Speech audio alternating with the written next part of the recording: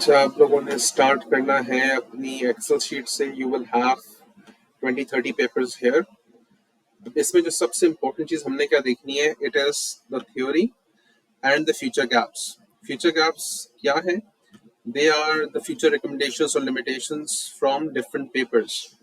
उसमें से हमने सबसे सिग्निफिकेंट गैप्स देखे लिमिटेशंस में। ये रिकमेंडेशंस पे गिवन होगा यहाँ पे कि we what can we do?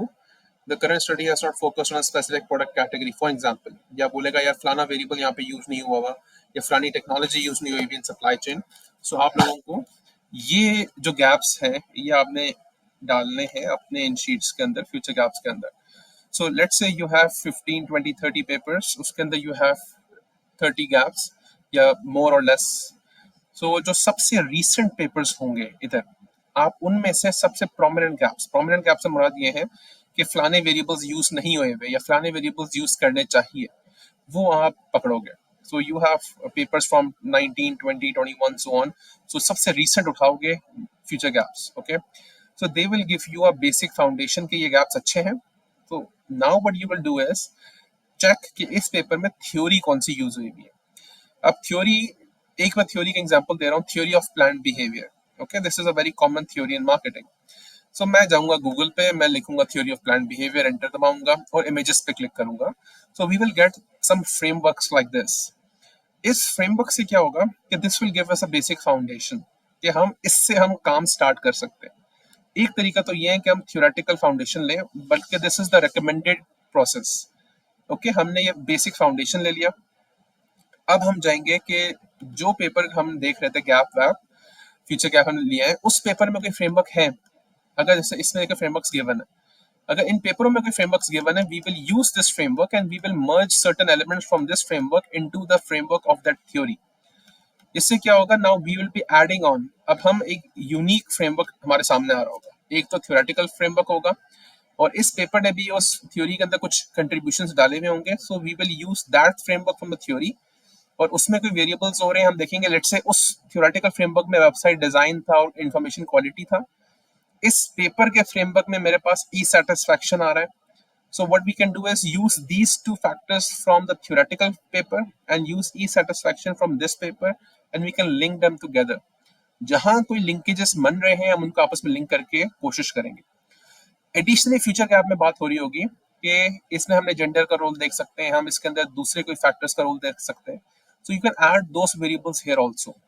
अब मसला ये है कि उन्होंने बात की है जी हमने लीडरशिप का रोल देखना है, हमने जेंडर का रोल देखना है, हमने इसका रोल कहाँ देखना है, हाउ डू वी नो कि किस वेरिएबल से हम इसको लिंक करेंगे। तो वे कि जिसमें से आपने फ्यूचर गैप उठाए उस पेपर को आप खोलो और देखो वो उसमें कोई फ्रेमवर्क है या वो रिलेशनशिप की बात कर रहे हैं, उसमें मेंशन होगा कि फलाने का हम रिलेशनशिप देखना चाह रहे हैं फलाने फैक्टर्स के साथ। मे बी डिजिटाइजेशन का रोल आपकी सप्लाई चेन की फ्लेक्सिबिलिटी को कैसे इंप्रूव कर सकता है। बट ड्यूरिंग दिस प्रोसेस जो मैनेजर इसको इंप्लीमेंट कर रहे हैं, their gender can have a role in the implication of this, for example. So इसका मतलब क्या होगा कि सप्लाई चेन डिजिटाइजेशन के बीच में आप ऐसा मॉडरेटर यूज करोगे जेंडर को, और एज ए मीडिएटर यूज करोगे जेंडर को या मॉडरेटर यूज करोगे, डिपेंड करता है। और and then you will see its impact on supply chain effectiveness और इट्स रेजिलियंस व्हाटसएवर जो भी आपके पेपर के अंदर काम आ रहा है। So this is your technical part. यहाँ पे आपने दिमाग यूज करना है, पेपर्स को नजर मारना है, स्किम करना है।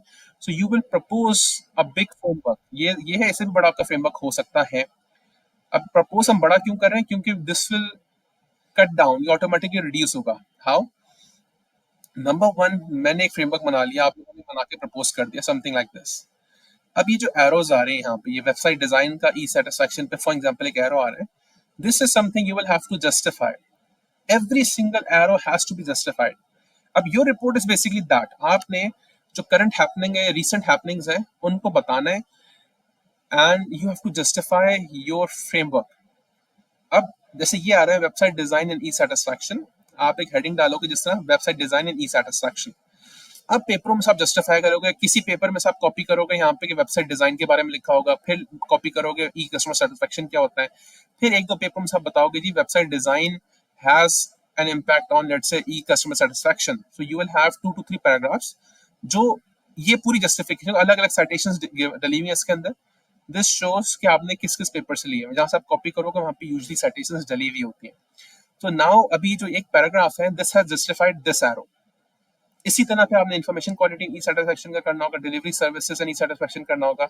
अब ये अगर लंबा देखो ये कनेक्शन है, वेबसाइट डिजाइन, ई सेटिस्फेक्शन और रीपर्चेस इंटेंशन है, इसका भी पूरा होगा। इसी तरह देखो इन्फॉर्मेशन क्वालिटी इन सेटिस्फेक्शन का हमने पैराग्राफ डाले, delivery service and E satisfaction के पैराग्राफ डाले हुए हैं। अब ये क्योंकि इसमें देखो मीडिएशन है, लंबा अफेक्ट है, तो ये इसमें इसी 2-3 पैराग्राफ से ये दोनों इसकी वो लिंक्स रिलेशनशिप जस्टिफाई हो रहे हैं।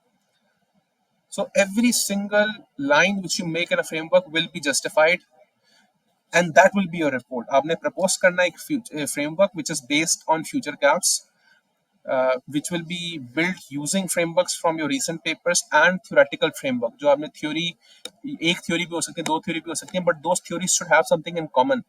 लेट्स से इस पेपर के अंदर मैं रीपर्चेस इंटेंशन की बात कर रहा हूँ, या आप लोग डिजिटाइजेशन की बात कर रहे हैं, स्मार्ट सप्लाई चेन की बात कर रहे हैं, सप्लाई चेन रेजिलियंस या फ्लेक्सिबिलिटी की बात कर रहे हैं, तो that factor should be the core essence of that framework. Theory का एसेंस भी होना चाहिए या फ्रेमवर्क का एसेंस होना चाहिए। जो चीज कॉमन है वो एक दूसरे से लिंक हो सकती है। मेरे पास 2 थ्योरीज हैं जो बिल्कुल डिफरेंट है, मार्केटिंग की और एक फाइनेंस की है, for example I can not link them together.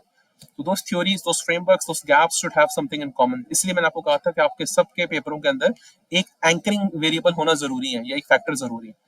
So you will make this framework from that, and then you will copy paste the justifications for every single arrow, and that will be your assignment or report.